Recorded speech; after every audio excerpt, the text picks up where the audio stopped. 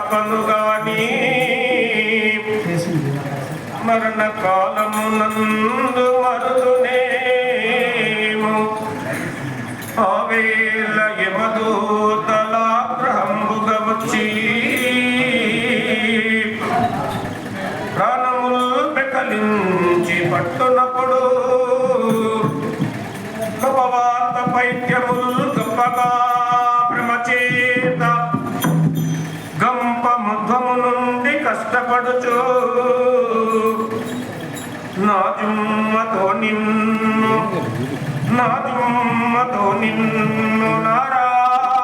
నారాయణచు